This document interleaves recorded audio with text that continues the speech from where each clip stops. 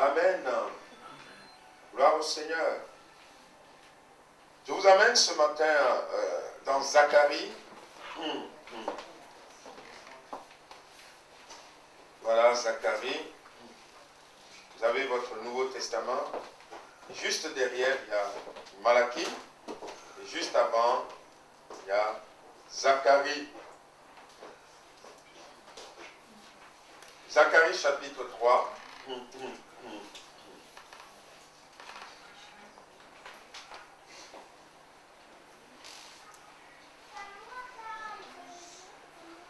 Gloire à Dieu. Vous l'avez trouvé? Zacharie 3.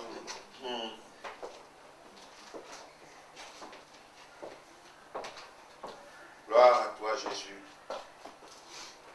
Il me fit voir Josué, le grand sacrificateur, debout devant l'ange de l'Éternel. Et Satan qui se tenait à sa droite pour l'accuser. L'Éternel dit à Satan, que l'Éternel te reprime, Satan, que l'Éternel te reprime. Lui qui a choisi Jérusalem, n'est-ce pas là un tison arraché du feu? Or, Josué était couvert de vêtements sales, et il se tenait debout devant l'ange. L'ange, prenant la parole, dit à ceux qui étaient devant lui, ôtez-lui les vêtements sales. Puis il dit à Josué, vois, je t'enlève ton iniquité, et je te revêts d'habits de fête. Je dis qu'on mette sur ta tête un turban pur, et ils mirent un turban pur sur sa tête, et ils lui mirent des vêtements. L'ange de l'Éternel était là. L'ange de l'Éternel fit à Josué cette déclaration. Ainsi parle l'Éternel des armées. Si tu marches dans mes voies, si tu observes mes ordres, tu jugeras ma maison et tu garderas mes parvis. Je te donnerai libre accès parmi ceux qui sont ici. Écoute donc, Josué, grand sacrificateur, toi et tes compagnons qui sont assis devant toi. Ce sont des hommes qui serviront de signe. Voici, je ferai venir mon serviteur, le germe, car voici, pour ce qui est de la pierre que j'ai placée devant Josué, il a 7 yeux sur cette seule pierre. Voici, je graverai moi-même ce qui doit être gravé, dit l'Éternel des armées, et j'enlèverai l'iniquité de ce pays en un jour.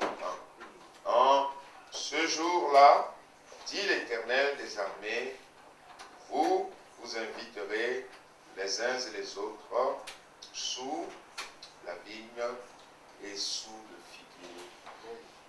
Amen. Amen.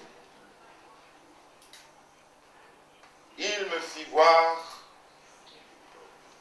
le grand souverain sacrificateur debout devant l'ange de l'Éternel. Le bien-aimé a eu une vision. Dieu lui faisait voir ce qui n'était pas visible. Les yeux humains ne pouvaient pas le voir. Alors, par l'Esprit de Dieu, Dieu ouvre et lui permet de voir des choses. Amen. Bien-aimé, c'est là ma prière. Ma prière, c'est que notre vie spirituelle devienne tellement intense, tellement forte avec le Seigneur, et que l'Esprit de Dieu nous permette de voir comme lui, il voit. Parce que quand moi j'ouvre mes yeux et que je vois la désolation sur la terre. Je vois mes problèmes, je vois mes difficultés, je vois tout ce qui se passe sur la terre et je suis découragé. Je me dis, mais comment on va faire? Comment on va s'en sortir? Parce que c'est avec mes yeux naturels. Je contemple les choses comme tout le monde de façon naturelle. Et on a besoin d'une action de Dieu, bien-aimé. On a besoin d'une action du Saint-Esprit pour que le Saint-Esprit m'ouvre l'intelligence spirituelle pour que je puisse voir comme Dieu voit. Et c'est là ma prière, bien-aimé. De plus en plus, nous avons besoin que le Saint-Esprit nous vienne en aide. Nous devons crier au Seigneur. Nous devons lui demander, Seigneur. C'est vrai, on a entendu ça, il se passe ça, oui. Mais toi, mon Père, qu'est-ce que tu veux me dire? Qu'est-ce que tu veux me faire voir?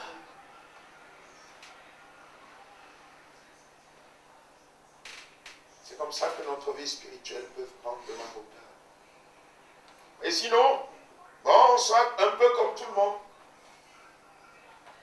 Avec un petit Dieu, compris de temps en temps, mais on subit les choses de la même façon que tout le monde. Alors que nous pouvons aller plus près du Seigneur et que le Seigneur va nous révéler des choses. Seigneur, révèle-moi des choses par rapport à ma propre vie. Révèle-moi des choses par rapport à ma famille. Révèle-moi des choses par rapport à mon église. Révèle-moi des choses par rapport à la ville dans laquelle je suis, papa. Révèle-moi des choses par rapport à ce pays, mon Dieu. Révèle-moi, s'il te plaît. Et que mes yeux puissent voir comme le Saint-Esprit voit les choses. Que Dieu nous aide, bien-aimés, à devenir des hommes et des femmes spirituelles. Zacharie ici est extraordinaire parce qu'il a permis à Dieu de lui faire voir quelque chose de magnifique. Que Dieu nous aide, bien-aimés, à laisser l'Esprit nous toucher. Nous avons besoin de cela. Il me fit voir, oh Seigneur, gloire à toi. Et vous vous rappelez les disciples qui étaient avec le Seigneur Jésus. Et là, tout d'un coup, il y avait un combat. Il y avait le sommeil. On aime bien dormir. Il y avait le sommeil qui les agitait. Mais ils ont tenu bon.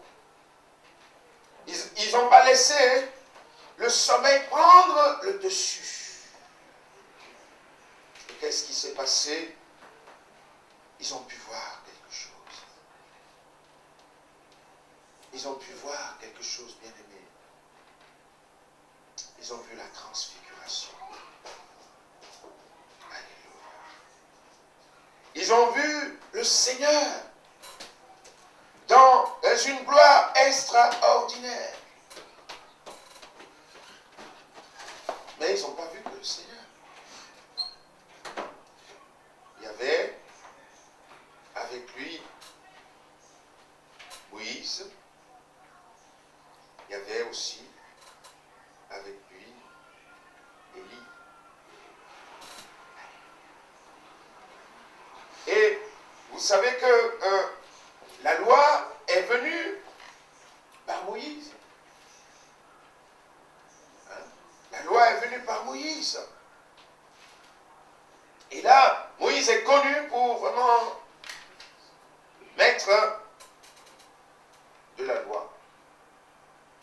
La Bible nous dit, voilà, sur cette montagne, voilà, les vêtements étaient comme blancs, comme la lumière, voilà. C'est des choses qui ne sont pas du naturel. Parce que Jésus a été transfiguré. A été transfiguré. Et alors, ils ont vu Moïse. Et on sait, comme vous le savez que c'est lui qui a reçu la loi. Et il y avait Élie aussi. Élie, c'est un peu le représentant de tous les prophètes. Et là, c'est l'image de la loi et les prophètes saluent la grâce. Alléluia. Ils sont heureux de voir que ce qui a été prophétisé s'accomplit maintenant. Amen. Moïse, père de la loi. Et Élie se retrouve là, face à l'accomplissement de la grâce. Alléluia.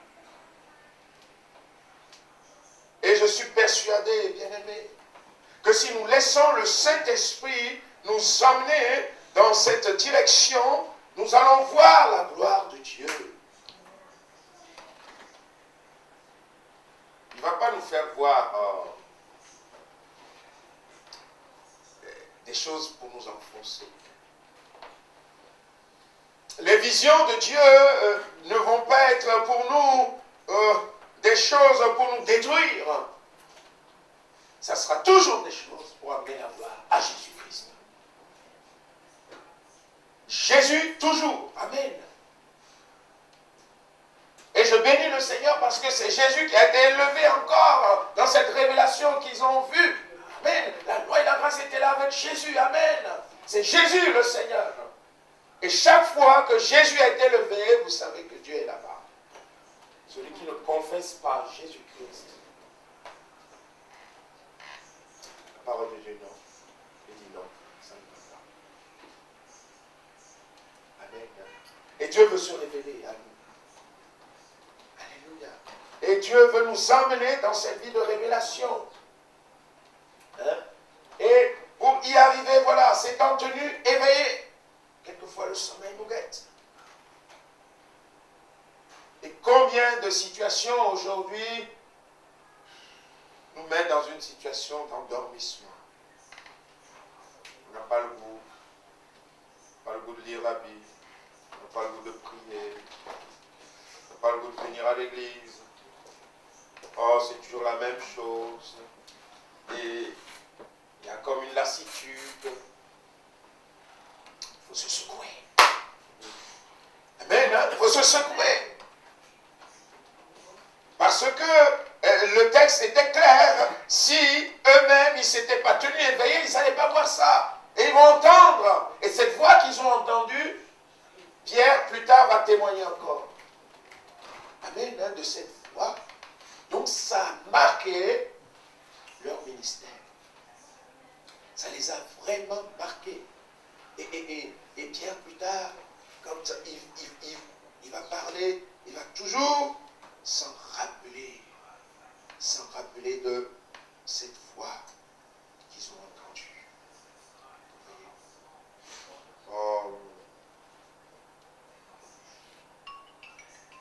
Dans 1 Pierre ou 2 Pierre,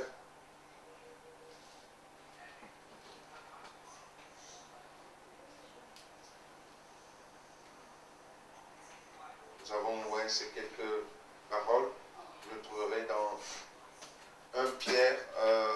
2 Pierre chapitre 1, quand il retémoigne encore de cette voix qu'ils ont entendue. Il va dire au verset 17, en parlant du Seigneur Jésus, car il a reçu de Dieu le Père honneur et gloire, quand la gloire magnifique lui fit entendre cette voix qui disait, celui-ci est mon fils bien-aimé, en qui j'ai mis toute mon affection. Et nous avons entendu cette voix venant du ciel lorsque nous étions avec lui sur la sainte montagne. Lorsque nous étions avec lui sur la sainte montagne.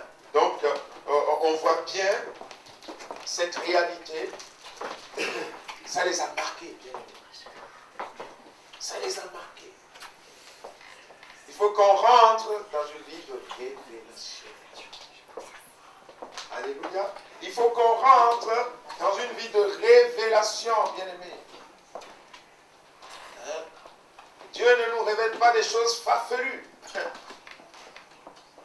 Ce qui va nous révéler la gloire du Seigneur Jésus. Amen. Hein? C'est important. Hein? Mais Dieu veut nous révéler des choses. Alléluia. C'est ce qu'il veut faire, bien-aimé. Est-ce que tu es prêt à te secouer de ce sommeil qui veut te prendre et à ouvrir tes yeux? Oh Seigneur, aide-moi. Je veux vivre dans ta révélation. On en a besoin, bien-aimé. On va entendre ici des choses, on va entendre là des choses. Mais tu veux te laisser conduire par qui, par quoi? Moi, je veux me laisser conduire par le Seigneur. Alors, pour te laisser conduire par le Seigneur, il faut que tu entendes de la part de ton Père.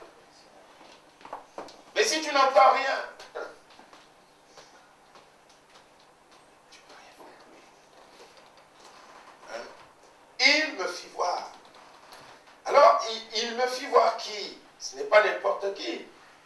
Il me fit voir le grand prêtre, le grand sacrificateur debout devant l'ange de l'Éternel. Alors, le grand souverain sacrificateur, c'est le grand patron. C'est le seul, hein, dans le culte qui a été instauré par Moïse, c'est le seul qui a le droit, une fois par an, d'entrer dans le lieu très saint ou rentrer dans l'intimité de Dieu. C'est le seul. Mais là, qu'est-ce qui se passe? Est-ce que toi, tu es un sacrificateur ce matin? La Bible nous dit, par exemple, qu'au niveau du Nouveau Testament, au niveau spirituel, nous devenons, quand nous croyons dans le Seigneur Jésus, nous devenons pour le Seigneur des sacrificateurs. Amen. Est-ce que ce matin, tu es sacrificateur? Alors, je lis ce texte dans Apocalypse, chapitre 5, verset 8. Quand il eut pris le livre, les 4 êtres vivants et les 24 vieillards se prosternèrent devant l'agneau, tenant chacun une harpe et des coupes d'or remplies de parfums, qui sont les prières des saints. Et ils chantaient un cantique nouveau en disant: tu es digne d'en prendre le livre et d'en ouvrir les sceaux, car tu as été immolé, et tu as racheté pour Dieu par ton sang des hommes de toute tribu. Amen, hein? Il y a des Français aussi. Alléluia. Le ciel n'est pas que pour les Africains, ni pour les gens de Bahamas. Hein? Toute tribu, amen. Hein? Alléluia. C'est pour tout le monde. Et toute langue, et tout peuple, et toute nation. Alors, verset 10, tu as fait d'eux un royaume et des sacrificateurs, où notre Dieu, et ils régneront sur la terre. Amen. Alors, là on a affaire au grand souverain sacrificateur. Bien aimé, qu'est-ce qui va se passer dans la vision qu'il voyait? Waouh! Il y a Satan qui se tenait à droite pour l'accuser.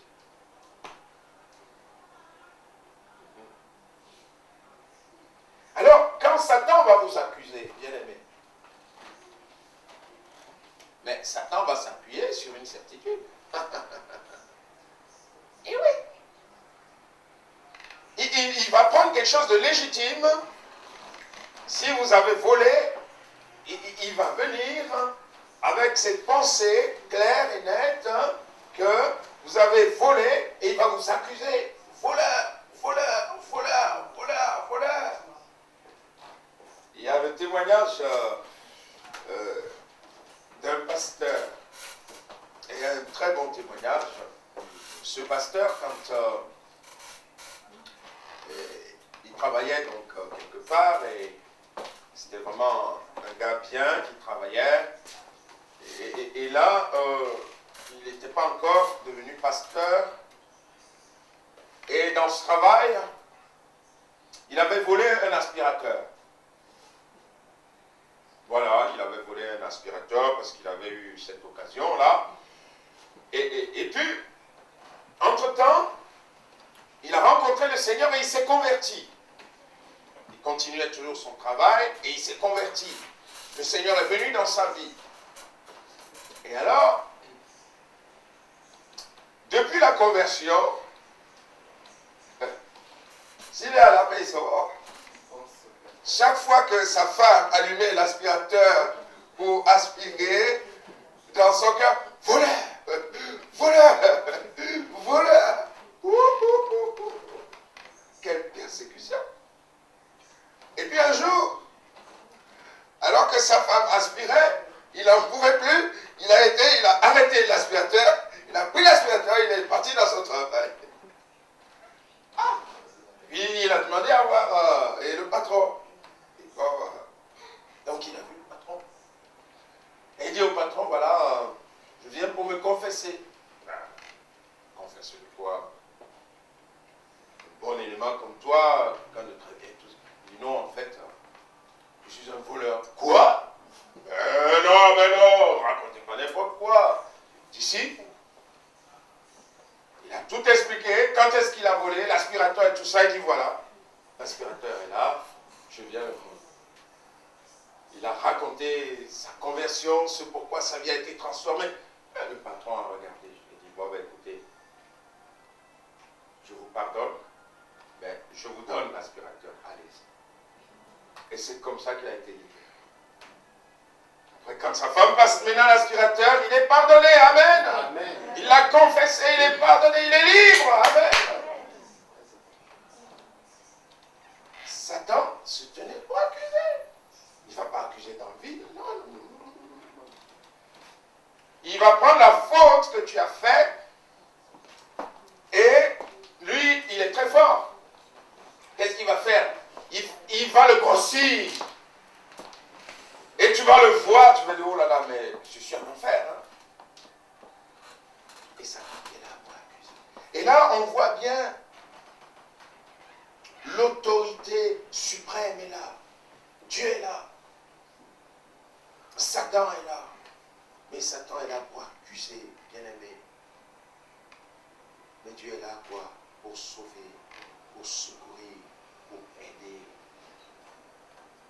Et vous voyez là que l'Éternel dit à Satan que l'Éternel te réprime. Hein? Satan, que l'Éternel te réprime.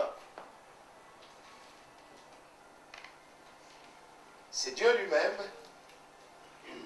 qui a rendu Satan fort. C'est lui qui lui a donné la puissance qu'il a. Et à un moment donné, Satan, malheureusement, qui n'était pas Satan à l'époque, il était Lucifer, un ange de lumière, est parti. Mais Dieu ne se repent pas de ses dons, seulement la puissance qu'il lui a donnée, il l'utilise mal, et un jour va venir, selon les prophéties, où il sera condamné, mais pour l'éternité. Mais pendant ce temps, c'est une autorité. C'est une autorité, il a reçu de la part de Dieu, et, bon, là, il travaille. Son rôle, c'est d'aller contre tout ce que Dieu a établi. C'est l'adversaire. Hein? C'est l'adversaire. Donc, il va contre tout ce que Dieu a établi. Et vous allez voir que dans notre monde, de plus en plus, tout ce que Dieu a établi, il va transformer la pensée des gens qui vivent ou qui fassent le contraire de ce que Dieu a établi. Tout simplement. Jésus-Christ va être la lumière. Satan va être ténèbres. Jésus-Christ va être vérité. Satan va être mensonge, et le père du mensonge. Hein? Jésus-Christ va être sainteté. Satan va être souillure et impureté. Jésus-Christ va être victoire. Satan va être pour moi défaite. Regardez les actions de Dieu et du diable. Si vous êtes au service de Satan, il est là pour vous dominer. Amen. C'est ça, en fait. Il est là pour vous dominer. Mais si vous êtes au service du Seigneur, Père, je veux que là où je suis, ce que tu m'as donné y soit aussi. Le Seigneur Jésus vous élève. Et quand vous voyez le principe que le diable utilise, on le voit de plus en plus, hein, dans le monde, ça s'installe. L'humain disparaît en fait, pour laisser la place aux intérêts. Vous avez travaillé, je ne sais pas, pendant 20 ans, 25 ans. Vous avez été fidèle jusqu'au bout, dans une entreprise. Oh, vous arrivez à la cinquantaine et tout ça, bon. Allez, on va prendre un jeune pour le pomper encore. Sans ménagement. On vous met dehors. C'est le principe du diable. Excusez-moi l'expression. On se fiche complètement de vous, de votre personne, de qui vous êtes. C'est ce que vous apportez. C'est les intérêts qu'on trouve sur vous le jour où vous n'êtes plus en capacité réelle d'amener ces intérêts. Allez, dehors. Mais lorsque nous étions faibles, nous n'avons aucune force, nous ne pouvons rien apporter à qui que ce soit. Jésus vient nous prendre, amen. C'est le contraire. Il dit, tu es bas tombé. Tu n'as aucune force. Mais moi, je vais te prendre. Moi, je vais te transformer. Alléluia. Moi, je vais te donner tout ce qu'il faut. Moi, je vais te relever et tu vas marcher. Les autres vont voir que je suis capable de prendre les choses folles du monde pour en faire des fortes. Toute la différence. Et là, dans notre texte, il y a les deux entités. Satan et le Seigneur. L'un va accuser et l'autre va délivrer. Alléluia! L'autre va délivrer et il veut te délivrer ce matin. Il veut nous délivrer ce matin. Tout grand sacrificateur qu'il était, ses vêtements étaient sales. L'image du péché. Sale. Ses vêtements étaient sales.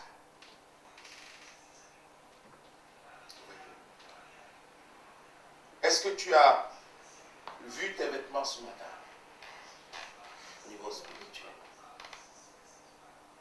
Est-ce que tu es habillé de la robe blanche?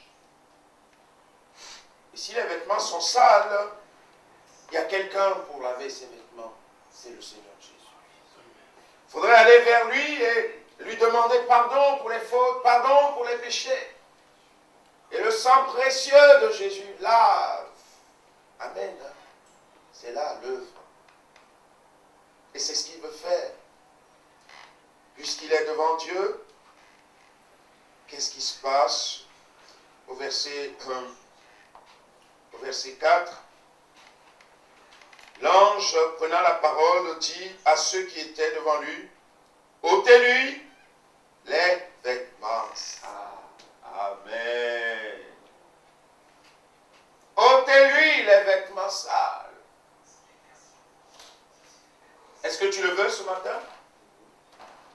Ôtez-lui les vêtements sales. Imaginez que Josué dise, non, moi je vais rester dans le péché.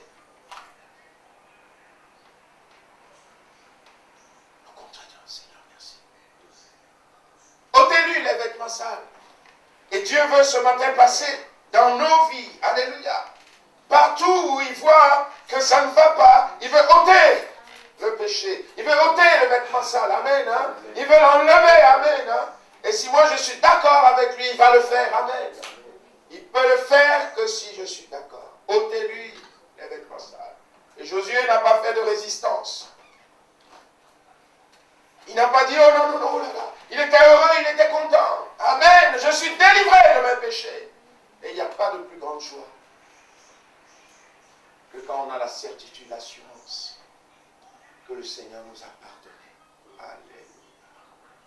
On sait que quoi qu'il arrive, nous sommes entre ses mains pour toujours. Soyez toujours dans cette assurance, bien-aimés. Si vous avez un tout petit doute, allez vers le Seigneur. Parce qu'il veut nous ôter les vêtements sales. Et alors, il va lui mettre quoi? Puis il dit à Josué, vois, je t'enlève ton iniquité. Hein? Donc ces vêtements, image de son péché, image de ses iniquités, et je te revers d'habits de fête. Je te revers d'habits de fête. Amen. Je t'enlève ton iniquité. Bien sûr, on t'a accusé. Aujourd'hui, même si Satan peut accuser quelque part, Jésus va lui répondre. Bien sûr, c'est vrai, il a péché. Mais il est venu à moi. Il a demandé pardon de ses péchés. Et moi, je lui ai pardonné. Si Satan dit, mais de quel droit? Tu n'es pas juste. Ici, j'ai payé le prix du péché. Je suis mort à sa place. Donc j'ai payé le prix. C'est un jugement juste. Vous voyez? Hein?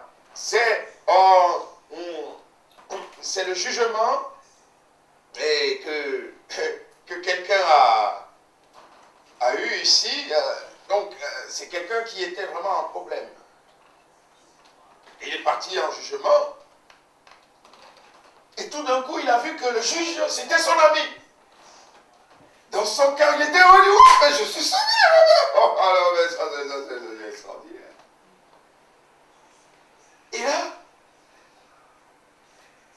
le préjudice s'élevait à un montant. La personne, si on fait vraiment le jugement comme il faut, il doit être condamné à payer tant. Et il était tout heureux, il dit, ah ben, Dieu merci, hein. Oh là là, heureusement. Et voici que son ami prononce le jugement, vous devez payer tant. Il était devenu. Mais il ne m'a pas vu. Non, mais il n'a pas vu que, et c'est bien moi, il faisait un peu de geste et tout. Il a prononcé le jugement. Le jugement était juste. Maintenant, cet homme est sorti et il a été derrière voir les créanciers et il a fait le chèque lui-même pour payer le prix. Ils sont revenus. Ok. La personne s'attendait qu'on l'amène. On dit, ben écoutez, vous avez pu dire comment ça se fait. Parce que quelqu'un a payé. C'est le juge qui a payé. C'est ce que Christ a fait à la croix. Il a payé pour. Donc Satan ne peut plus rien contre toi. Il a payé le prix. Amen. Et si tu t'approches de lui ce matin, alors il va enlever ton iniquité. Les vêtements sales, les vêtements souillés, il va les enlever. Et il va te mettre un vêtement magnifique, un vêtement de fête.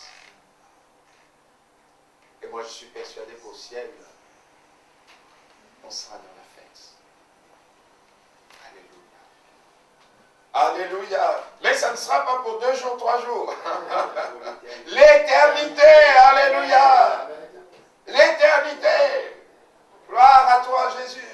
Dans la félicité. C'est pour ça qu'on est tellement attaqué dans ce monde, bien-aimé. C'est pour ça que Satan ne veut pas. C'est pour ça qu'il y a des obstacles de toutes sortes. Parce que ce qui nous attend est extraordinaire et il ne veut pas qu'un jour, on soit avec lui. Bien-aimé, c'est important de comprendre ces choses. Et l'ange de l'Éternel va donner des conseils. Au verset 6, il va donner des conseils. Si tu marches dans mes voies, si tu marches dans mes voies, vous voyez, si tu marches dans mes voies, tu es venu au Seigneur, le Seigneur t'a sauvé, le Seigneur t'a racheté, mais comme tu n'es pas déjà parti au ciel, tu es obligé de vivre encore sur la terre. Et pendant le temps que tu vas vivre, le temps qui sépare, que tu arrives jusqu'au ciel, et bien ce temps-là, tu as besoin de la grâce de Dieu pour marcher dans les voies de Dieu. Amen. Et il est là pour t'aider à marcher dans ses voies. Est-ce que tu veux marcher dans les voies de Dieu? Il y en a qui veulent le salut, bien sûr, mais ne veulent pas marcher dans les voies de Dieu. Ça ne peut pas marcher.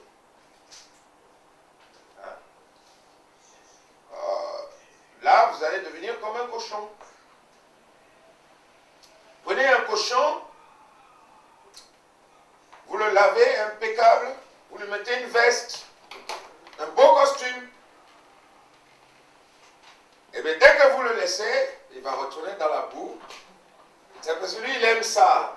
Voilà, il est amoureux dans la boue, dans ce qui n'est pas beau, avec... voilà. Mais nous, on n'est pas des cochons. Nous sommes des enfants de Dieu. Amen. Nous aimons la pureté. Nous aimons la sainteté. Nous aimons la vie de Dieu. Alléluia. Et s'il nous arrive de glisser un petit peu, ça nous gêne et on crie vers le Seigneur. Le Seigneur nous purifie tout à nouveau. Vous voyez, c'est comme ça qu'on marche avec le Seigneur. On aime la vérité maintenant. Vous voyez, on n'aime plus le mensonge. On aime la sainteté. On aime la gloire de Dieu. On aime les choses du ciel. Et on les recherche. Amen. C'est comme ça qu'il faut qu'on marche. Et si nous marchons comme ça, nous verrons sa gloire. Alléluia.